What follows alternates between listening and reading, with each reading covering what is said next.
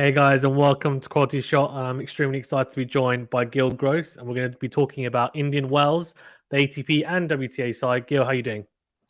I'm good. Great to be back. Let's talk some tennis. Yeah, let's get into it. Obviously, we were just saying that you were at Indian Wells as well. So, quickly, how was it? You said it was beautiful, but yeah, give us some insight.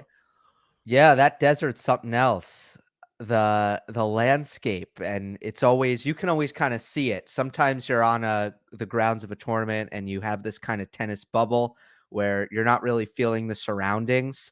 And I mean, I think that's true at the US Open, at Roland Garros, even at Wimbledon, right? Wimbledon, like it feels like a very special place, but you don't really have the context of what's around you. When you're at Indian Wells, you really feel your surroundings with the mountains on the horizon and the way the dry air feels in the desert, and even just how much space there is, because that's not a problem because there's nothing really out there. And the fans that Indian Wells draws are really, really passionate about tennis because nobody is really local there. It's all people who are going to the event, either traveling from, like, even LA is like 2.5 hours away. So it's a hassle to get over there. Not a lot of people live out there. The people who are there love their tennis, and that's another thing that you can feel. So great grounds as well. So Yeah, and my favorite part was the golf buggies taking the players to the court. That's my favorite part. I just love the little video, and you've got both. It's like finalists, and they're back to yeah. back, like on a golf buggy. It's just so you never ever see something like that in sport. It's great to see. Absolutely love it. To be fair, but yeah, it just looks like a phenomenal tournament. So hopefully one day I'll be able to visit it. But yeah, obviously on the men's side, a surprise winner for sure. Hometown boy. I know you said obviously Los Angeles, sorry, even is quite far. Still at least 2 hours from Indian Wells, but he's, I guess, as local as you're going to get, unless you live in a very nearby area. And he obviously got it done, Taylor Fritz, and Rafa Nadal obviously losing in the final there. And then Swiatek, who's been in phenomenal form. I mean, she's gone back to back winning Doha and also now here. So she hasn't lost the Masters 1000 match yet. So she's in some pretty damn good form as well. What were your takes? Well, actually, what were your predictions as well? Because I'm pretty sure I have listened to videos, but what were your predictions before the tournament? I thought Nadal would win Yeah, on the men's side. I actually did think Ego would win on the women's. And then my men's semifinals were rough. I mean, it was not the most predictable tournament, but I went with John Isner on the okay, bottom half because I liked the matchup against Schwartzman and yeah, Rublev. I overlooked Dimitrov. I just wasn't really thinking about that match at all. And then I went with Felix. I just thought he was in great form. yeah, Botic played great in that first round match, and I didn't, the conditions are a little slow for Felix. I yeah, overlooked that. But yeah, obviously FAA loses a tough match against Botic, who played really well. And then I had Tsitsipas in that half or that quarter where there were tons of upsets, right? Because, if it wasn't Tsitsipas, then it would have been, who was in there? It was Zverev in there yeah. as He was in well. there. Yeah. Yeah, so Zverev loses, Tsitsipas loses, and it ends up being, who came out of there? Oh, It's that was Fritz. Fritz. That was Fritz. Fritz. Yeah. So I had no, because Fritz was in Felix's quarter, I Oh thought. yeah. Well, Kyrgios came through against that was against Nadal. That was one of the quarters. Would have been Rublev. Oh god, it tested my knowledge So that as well. it was Carlos. It was Alcaraz. Oh, Alcaraz, of course, yeah, because he made the Yes. semis. Yeah. Yes. And yeah, I mean, so Dimitrov was there as well. Oh, Kekmanovic as well. That was really surprising. That's a dark. Kekmanovic, Fritz. That was a Monday match Yeah. analysis dark horse. Oh, really? Kech- Okay. yeah, Kecmanovic and Kyrgios were dark horses. Yeah, and Nori obviously reigning champ in the quarters as well with Alcaraz. That was a quality match. I love that one as well. But Mhm. yeah, I mean, to be fair, like so many of the favorites dropped off pretty early, and then we saw a nice little run from Kyrgios, which was nice to see. Probably actually, uh, might be a bit of a bold statement, but probably the best week of tennis I've seen him play ever. I think genuinely, like from me. But well, what were your kind of thoughts on Kyrgios? We'll start with him first because I think obviously he's quite an exciting player. And we saw a really good match against Nadal as well. But going into that, I mean, how well do you think he was playing? And is it like, oh, he's turned a corner a little bit? Although we're going to be going into the clay court swing, is he even going to play it? We don't know. So, what are your thoughts? Yeah, Nick said he's not going to play it. So yeah, I know he did. Yeah. Coming in, I was kind of reading into social media a little bit, and I thought that maybe I'd look silly for doing so, but he just seemed genuinely really happy. He seemed that way for a little while, and you have a situation where he needs rankings points pretty desperately. He's in a good place. He's ready to compete. And I just think he came to this event in a good state of mind. I also thought he played really good tennis against Medvedev in Australia. And he played great against Brody in the first round. So what we've seen from Kyrgios in 2022, not just here at Indian Wells, but anytime he's taken the court in 2022, it's been good. And another factor is health, where his knee is feeling a little bit better. He went on this run of losses last summer. He lost to Norrie, Mackie McDonald, Opelka, and Bautista Agut at the US Open, where I think his knee was bothering him. And he's not the kind of player who is going to fight through injury very well. He's just going to get annoyed and bogged down mentally. So the question is, how sustainable is the mental state for Kyrgios right now? How sustainable is it that he's going to, be in a good mood, basically, because he seems happy and that's just helping him on the court. Yeah, no, agreed. I mean, it's undoubtedly the talent's there. I think we've mentioned it a few times, but the mental state, isn't it? As you said, it's just so key at this level. Like if he wants to be competing on the big boys, and we saw him against Nadal. Yes, there were a few like flash points where obviously he smashed the racket, and obviously with the crowd a little bit. But for the most part, he kept it cool enough to obviously win the second set and come to the third set and actually be competitive. And at that point, actually, the commentators were saying they thought he'd win the third set because of the level of tennis he was playing. Nadal just found a way. But yeah, I agree. I think this whole year he's been pretty impressive. And hopefully, I'm assuming, as you said, we won't see him on the clay, which is a bit of a disappointment. But, we'll see. Hopefully he's kind of, it looks as well like he's training. I don't want to say that he doesn't train hard, but it just looks like he is really enjoying it.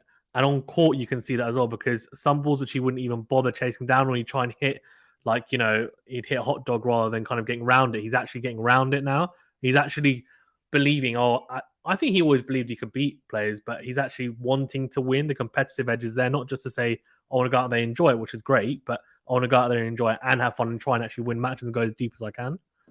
Yeah, what he's had is intensity. He's just trying hard. It's very kind of simple that way with his footwork and his shot selection and his movement.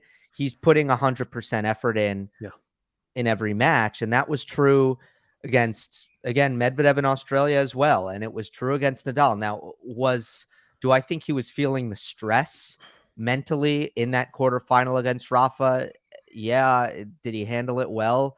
Probably not. Like, there are still going to be some issues with Nick mentally. He's still going to be volatile. I don't think he thinks the game all that well, and he doesn't really feel matches very well. I think he needed to play a little bit safer at portions of the Nadal match when Rafa was struggling, and I don't even think he recognized that Nadal was struggling when he was.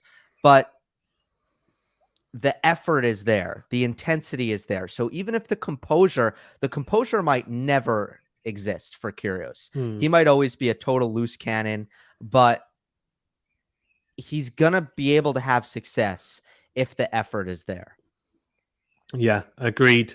And then on to the champion, then on Taylor Fritz. I mean, fantastic win, first Masters 1000 tournament. If I'm not mistaken, his first Masters 1000 final as well. I'm pretty sure he hasn't made one before. So that was really, really impressive as well. So 1-1 against one of the GOATs as well, nonetheless. Yes, Nadal, okay, yeah, might not have been 100%, but that's not up to him. He got it done. He was clinical.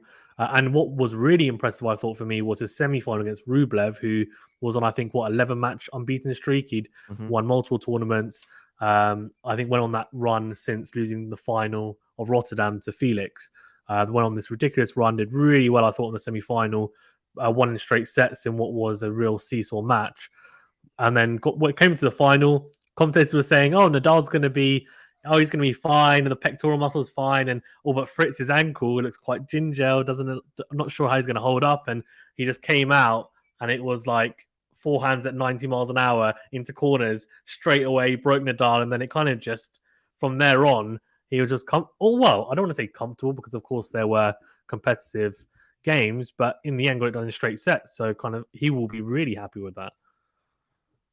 Yeah, I mean, he held his nerve, which has been an issue for him. I think Mm. ever since last fall at Indian Wells, he's been playing an incredible level for the most part, and he's learning kind of he's learned how he needs to play, the level of aggressiveness, the offensive tennis, the power tennis, especially getting comfortable doing that on his forehand because his backhand has always been kind of his more comfortable Yeah, shot. Now he's starting to really crush the forehand, and he has been. And plain and simple, he's hitting the ball as well as anyone on tour right now. He's not going to move as well, but he's hitting the ball as well as anyone. What was most impressive to me in the match is that at the end of the second set, Nadal started moving pretty well, defending really well. He didn't have the offensive game going, but he was asking a lot of difficult questions of Taylor Fritz, and Fritz continued to swing fast, swing out, and play his game, his aggressive, high-powered game, even in the big moments, and played a really, really good tiebreak. So that was most impressive to me because I think Fritz has had the level for a while, but the head has gotten in the way, like against Tsitsipas in yeah. Australia. Thought he should have won that match, just got tight at the end of sets over and over again. Um, and that just shows the fact that he didn't get nervous and start decelerating shows that he has another level of belief in himself. He now feels so confident in the work that he's put in and the player who he is that he no longer has those doubts creep in at the end. Yeah, agreed. I mean, the break, as you said, he was clutch. I thought it could have gone either way. It was, I think, 5-all at one point, and he came he came through really impressively. Mm-hmm. The power game's definitely there. The forehand looks a lot more potent than it has in the past. And I think, yeah, the confidence is, well, he's exuding confidence, to be fair. He really has been for a good kind of 6 months. And the Australian Open match against Tsitsipas, as you said, I was watching it kind of point by point. And yeah, he should have won that. I think he was playing a really good level. But when it really mattered, as you said, he kind of fell away a little bit. The nerves got to him, but yeah, he's been a lot more solid, I think, mentally, which is really good to see. And he keeps on going from strength to strength as well. To be fair to him, I know you've mentioned in the past about him kind of squeezing the most out of himself in terms of his ability and really maximizing his potential. It's almost quite hard to know exactly where that is now because he continually, I think, surprises and improves. Um, I didn't know if he would be able to play this type of level of tennis, to be perfectly honest with you. And the fact that he is playing it is really impressive. We always known, okay, yeah, he can hit 140 mile per hour serve to the corners. We know that, okay, yes, the serve is a weapon. But like, for example, the way he returned, I thought this one was really good. I thought it was really impressive. The way that he tried to be very positive against Rublev. Against Nadal, it was a bit different. I mean, his speeds were down by about 15 to 20 miles per hour. But even then, he was returning really well in terms of depth and then direction. And the positive intent was there at all times. He wasn't trying to just kind of skate in the rallies. He was saying, "No, I'm going to be the aggressor. I'm going to be on the front foot, and then I want to be the one to dictate in the points." And he was able to do that really effectively, which was great to see. And I think clearly, as you mentioned, his backhand is probably his more comfortable side. He Mm-hmm. doesn't seem to have too many issues against Nadal's forehand with that two-hander. He doesn't mind taking it on the rise, whereas, of course, a lot of right-handers have that issue with the forehand to backhand exchange. But for him, he looks pretty comfortable. So that looks like a matchup going forward, which will be he'll take a lot from that as well. But yeah, really impressive tournament. And I mean, he's starting to knock on the door of the top 10 now. I think he's ranked. No, he is. He's already in the top 10. I'm pretty sure. No, He's not. I think there was a mistake. I think Oh, the was it a mistake? ATP put him in there on their website, and I don't think it's accurate. Yeah, so I thought he was. I thought he'd gone to 15. I think it was, 13, maybe or 13. Yeah. 15. Okay. Let's see Yeah, what the yeah. live. But because I saw him at 8, and I said, how could he have risen that far up the rankings? I was like, wow. But either way, I mean, look, he's trending in the right direction, isn't he? Which is great to see. And it'll be interesting to see him in Miami as well. How well does he recover his ankle, etc. But positive signs for him for sure. And he's starting to lead the pack now, isn't he? He kind of seems like he might be the one this year to kind of lead the Americans potentially and be the first one to break the top 10. Yeah, probably, unless Opelka has something to say about it, or maybe Brooksby can have something to say about it. It is looking that way. He's definitely the most polished. Like, Fritz is someone who's had a lot of development. It's been a long road. He's gotten better and better little by little. And I think there might be, from a ceiling perspective, a Brooksby or an Opelka or a Korda might reach higher peaks at some point. But as far as 2022 is concerned, I think Fritz is the player who has the most polish on his game. I'll put it that way. Yeah, for sure. He's definitely the more kind of complete player at this moment in time, for sure, as you said. And good to see him. I think he clearly works so hard at his game. He really does. And it's great to see. On the Nadal front, I mean, he had it pretty tough first round. We mentioned Americans. Korda, I mean, he played so well in that match. He will surely be at home for about, the next few days. He would have been sitting there thinking, oh man, that could have been my career defining moment where, okay, I beat Nadal there, and I'm like, okay, here we go. Go pretty deep in Indian Wells, and who knows from there, and it kind of kickstarts it. He's such a talent, but I just want to touch upon that. I mean, how heart wrenching would that be? 5-2-7 for the set. Yes, Nadal came back, great, but let's be honest, I think Korda bottled that one big time. Well, he did, because he missed a ton. I will say I thought Korda played a pretty good game at 5-4 serving for the match, and Nadal hit 3 backhand passing shots, and one of them was kind of routine. 2 of them were really tough. The one that went cross court in the lob. So got to credit Rafa there. I don't think it was too surprising. I know that sounds kind of funny, but the fact that Korda was going to start missing a lot, given the style he was playing, the moment that he was in, and the kind of player he is, Korda can make a lot of errors sometimes. It's not like Nadal was playing Roberto Bautista Agut, who started making a bunch of unforced errors. Like, it's kind of in Korda's game that this will sometimes happen. So Rafa made him earn everything. He made him play. I thought that the 5-4 game again was great by Nadal, but yeah, it's going to be a learning experience for Korda. How do I manage my nerves and my game next time I'm in that situation? I kind of like that he kept going after the ball, though. He didn't dial back the aggression. He kept swinging out. He just started missing. So it's tough. I wouldn't be as hard on Korda as I think a lot of others might be, given what the score line was. Yeah, no, I agree.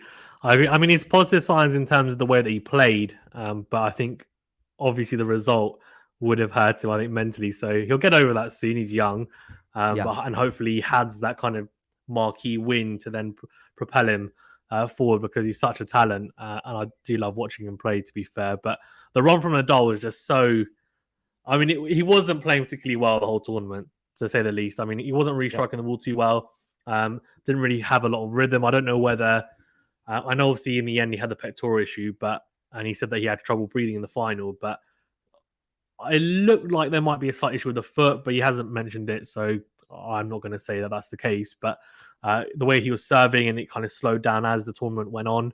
Wasn't crunching the ball as well. Against Opelka, it was like, okay, Opelka getting through service games, 2 tie breaks, and he kind of just managed to get it done.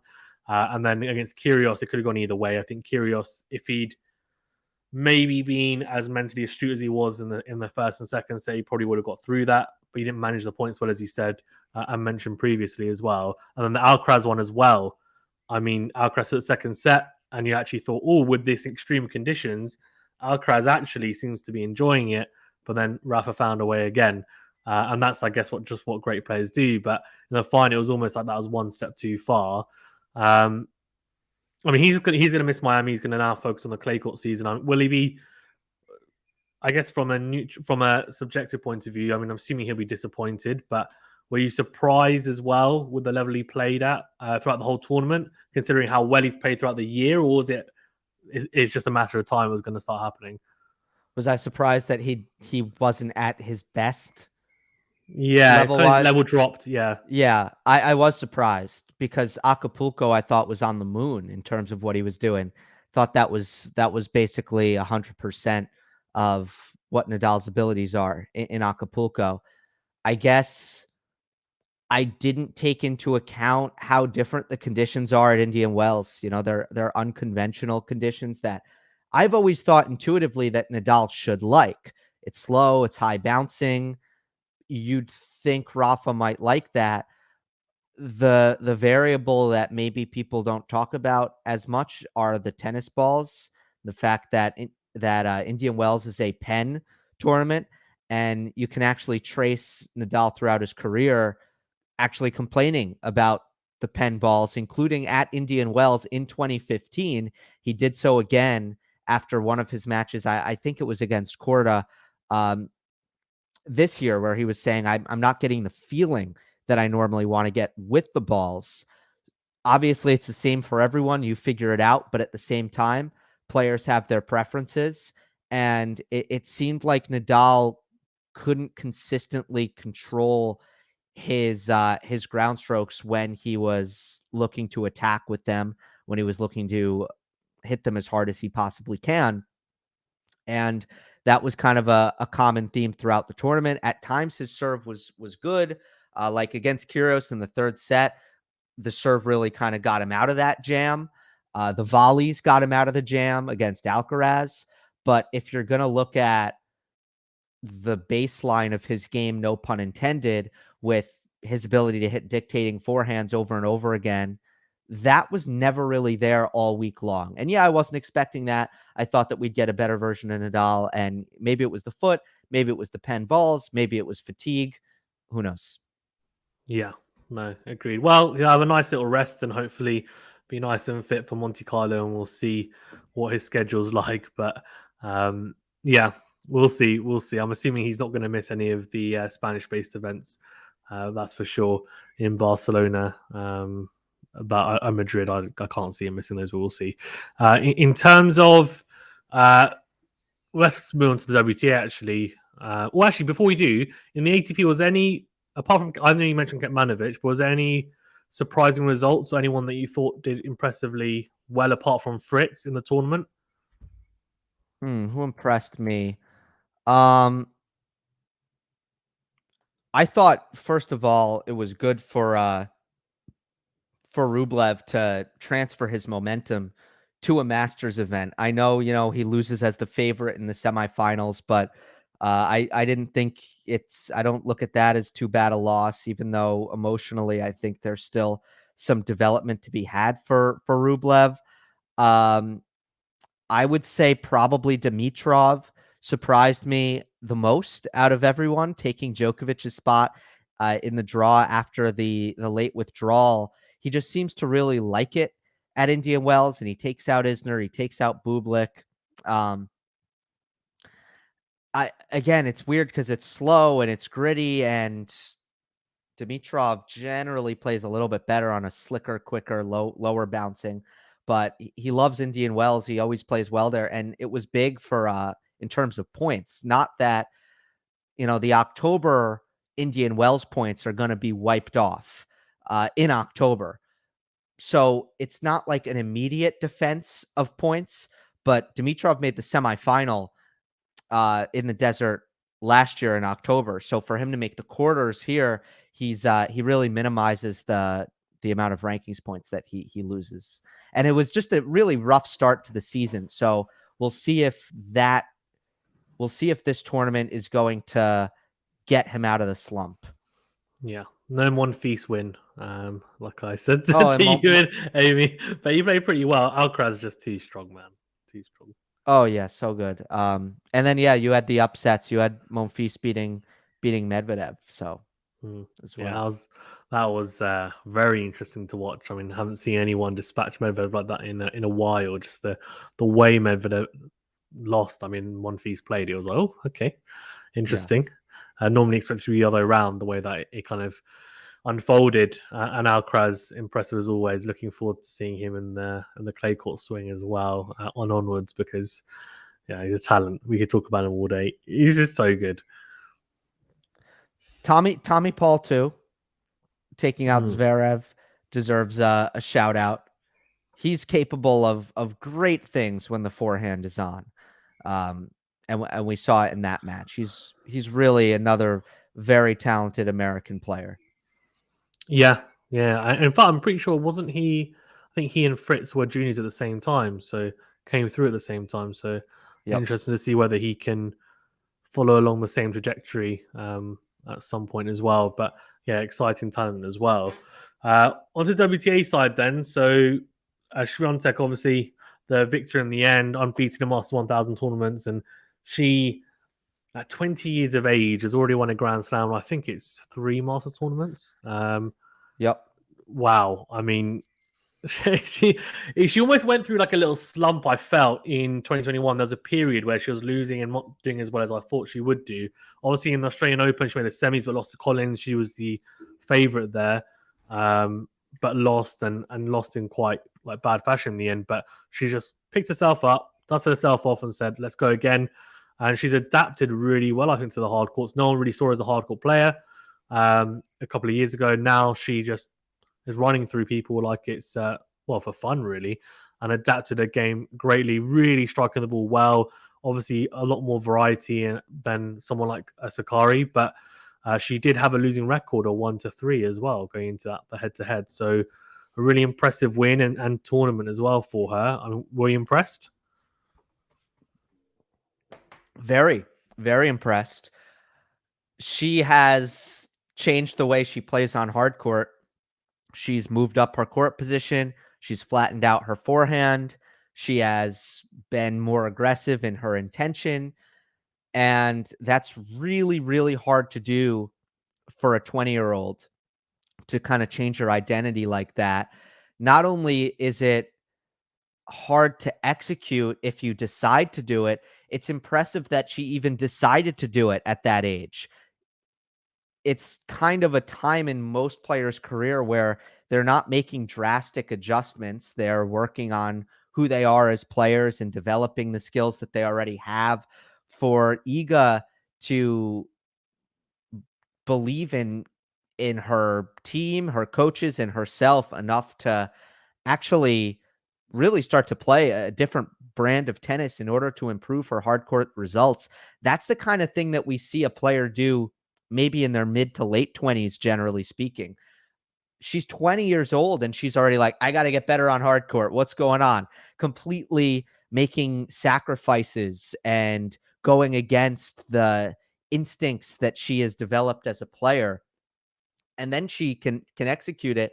I mean, for her, it's the sky's the limit. The talent is crazy.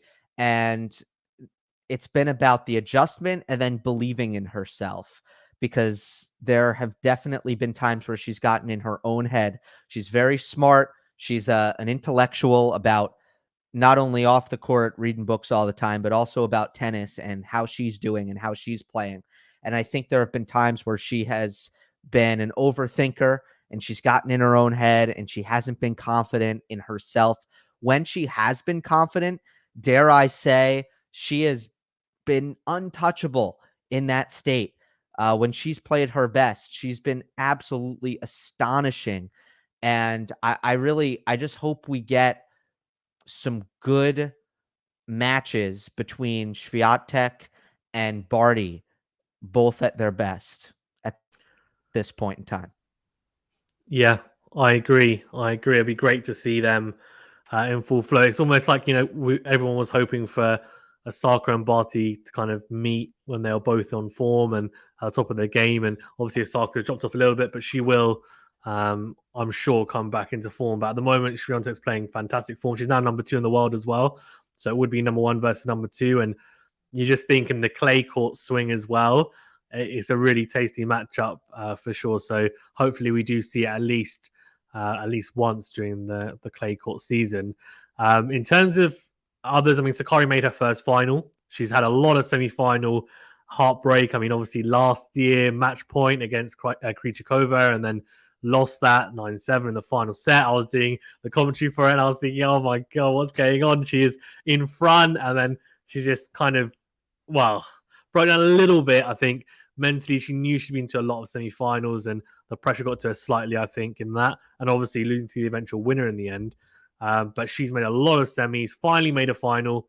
I think you could see there are some nerves there as well in the final, to be fair to her as well. But a step in the right direction. She's now, I think, number 3 in the world, I think, if I'm not mistaken. Yep. So she's got 3 spots. So now she's going to be seated really highly as well. That will help her going forward.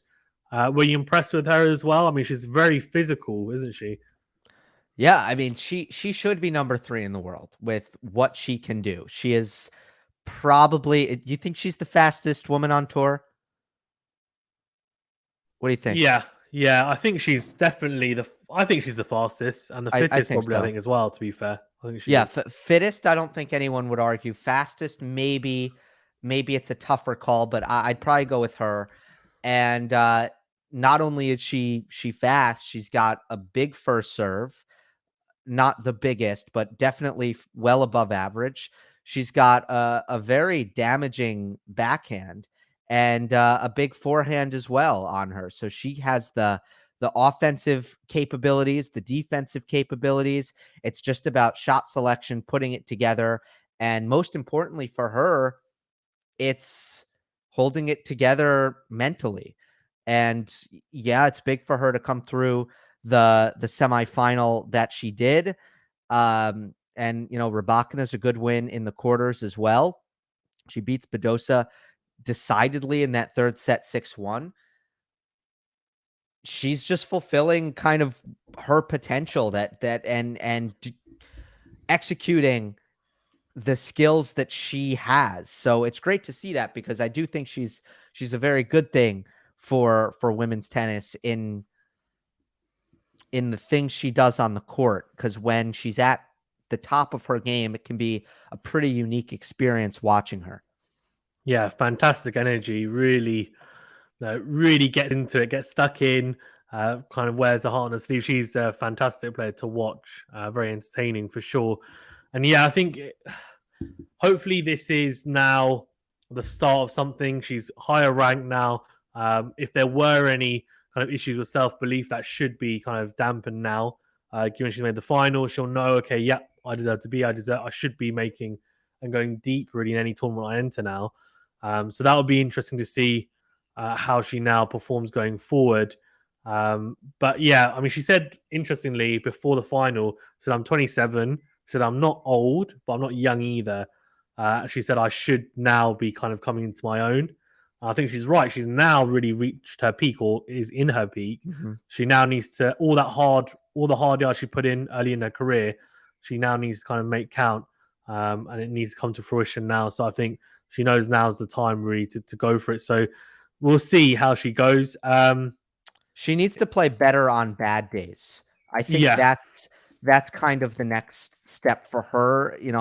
I think the nerves in the big matches is one thing, but when it's not her day, she needs to do a little bit more. Against Raducanu in the U.S. Open semifinal, for example, in the final here, clearly matches where she's not feeling the ball as well, but you have to hold it together in the sense where you're still making a lot of balls, you're still using your speed and your fitness to your advantage, and you're trying to squeeze as much out of yourself as you possibly can on those days. Do you think she has a lack of a plan B maybe as well? Whereas some other players, they have different looks, they know how to adapt, but with her, she can maybe be a bit too one pace as well. Do you think that's why she's been like that a little bit? She might be one pace. She just somehow, when the errors start piling up, it's like an avalanche that sometimes she just doesn't know how to put an end to the avalanche. And I'm not sure why it is. Yeah, it's an interesting one. But I'm sure our team know better than us, so maybe I'll try and get them on as well. Tom Hill onto the podcast. But yeah, she's trending in the right direction for sure. On the other side of it, I mean, I was hoping Coco Gauff was going to go deep. I actually went really left field, and I think I predicted her to win. I think in one of my brackets I do online, so I put her. But I think Swiatek obviously was my second favorite. I put Nadal as my favorite for the men's, but. Is it a little bit disappointing that I mean, she's so young, so it's really difficult to say. Okay, we expected to go so far, but she's such a talent. I thought the surface might suit her because she takes quite big swings and it's slower surface. It means she can utilize her forehand more. Um, should she be doing better, or is it just a case of she's young? Just it'll happen when it happens. Yeah, she lost to Halep, who went to the semis and was at a really high level. So that it's of course not really a bad loss from Coco. Yeah. In general, no, I don't think she should really be doing better. I think what she can control, she is controlling well. She still competes really well out there all the time, and she is going to move great. She's going to hit big first serve. She's going to hit her backhand well, but she's going to need to address the weaknesses, and she's going to need to hit the forehand better. The second serve has made a lot of progress. It's mostly the forehand that I think is still not there, and she's extremely young, and there's a lot of time, and I think they're trying to figure it out. And the clay will suit her. I think you're right that this is the kind of tournament that would suit her. So we'll see what things look like on the clay, but I don't think she's underperforming. I don't get that sense. I think that there are technical issues that have been in her game at such a young age that she continues to try to iron out, and it's going to take time. Yeah, no, I agree. I think the only issue is that everyone sees the big first serve. They see how fit she is. She's able to move around, get balls, and there's obviously that kind of X factor. And they think, and they want it now, right? They're like, she's got the ability, but it's about piecing it together. So I'm sure she will at some point, but she's got so much time in front of her. So yeah, I'm sure it'll come together at some point for sure for her. And then on the other front, I mean, someone like obviously there's I guess the political and also kind of mental side to it. But someone like Sabalenka's kind of fallen off a cliff, really, hasn't she, this year so far? Yeah, except I think in Doha she did go a match without double faulting, I believe. But is that supposed to be the positive? Is it for a season, Gill? Okay. It's yeah, it's been a mess. It's been a mess. I didn't see it coming. I thought 2021 was extremely positive. She makes the two major semifinals. She's in both of those matches. She starts to kind of deal with a lot of the pressure as the favorite a lot better, a lot less bad losses in 2021. I think the serve has just thrown such a wrench in her season. And it's funny because she's always double faulted a fair amount. Yeah.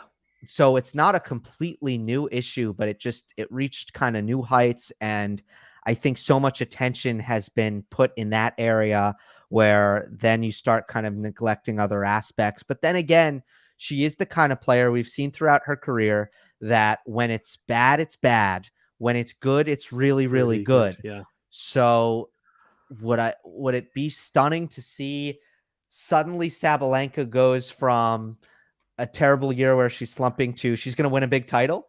I don't think that would be too shocking.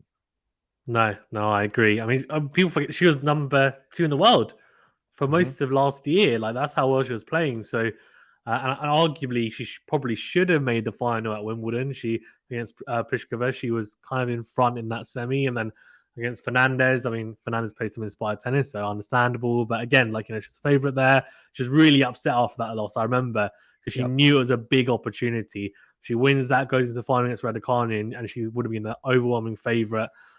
She knew that she was the last seed there, but yeah, it's disappointing in a way. She's got a big game, which always does mean that she's going to make some mistakes at times, and the double faults might come. But you just think that there's going to be improvement, right, year on year. That's what they look for. I'm assuming tennis players, what they look for is incremental improvements year on year. And obviously, she's just kind of gone back. She's taken a couple of steps backwards. So hopefully, she kind of recoups it, because she's a really exciting player to watch, to be fair, on the women's side. So, for me anyway, personally, I'd like to see her go a bit further, hopefully piece it together. But the double fault talk I actually saw, so I follow her on Instagram, and she has made jokes about her double faulting and stuff as well. So when people start doing that on the Instagram and kind of noting it, to me it means that it's got to her a little bit. And she's seeing a lot of the memes. She's thinking about it a lot. She's thinking, oh, people making fun of me, kind of thing. And okay, I'm. And you get inside your own head. There was a match when she was crying from double faulting. I remember. I don't know if that was recently, but yeah, she broke down in tears because she double faulted so much. Which is crazy. Everybody deals with it different, but I think for her, it's always going to be humor. That's how she deals with things. So I don't hate it, but yeah, I do remember.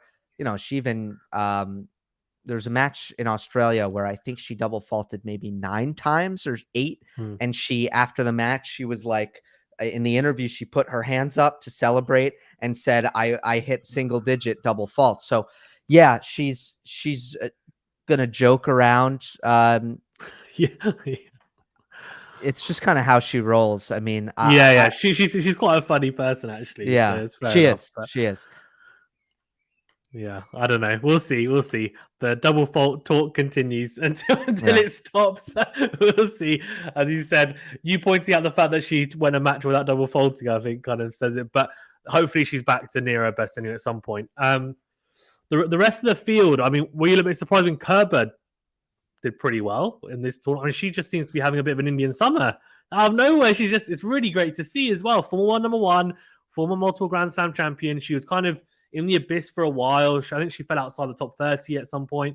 She's just come back in the last kind of 6 to 9 months, and she's playing some really good tennis. Yeah, it's weird how well she plays at Indian Wells, because flat hitters really struggle here, but Kerber just doesn't. I mean, Kerber plays really well, and I was able to watch a little bit of the Swiatek match when I was there live. I don't know, I don't know why things have gone uphill and downhill for her exactly, but I think she's still such a unique player with the skills that she brings and the way she takes the ball early and redirects and uses the geometry of the court so well with her cross-court angles and her precise down the lines. I also thought she looked pretty good at the U.S. Open as well last summer. So it's weird, I wonder if she just needs to lighten it up on the schedule, and that's going to be kind of the best thing for her, so that she shows up every week that she does play feeling fresh and locked in and engaged. Then again, you're going to have, with her unique game, it's always felt like the surface is pretty important for her. The event is important for her.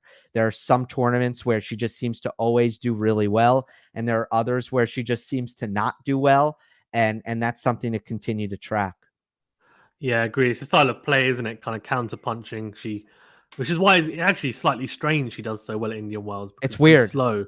Yeah. So it's just a Dimitrov thing again, right? It's like the style doesn't quite match up to conditions, but you don't know. It just might be the player goes there and they like the courts and the atmosphere, and sometimes that is enough to mentally kind of make them play well enough, right? To kind of they're feeling good just whilst they're there.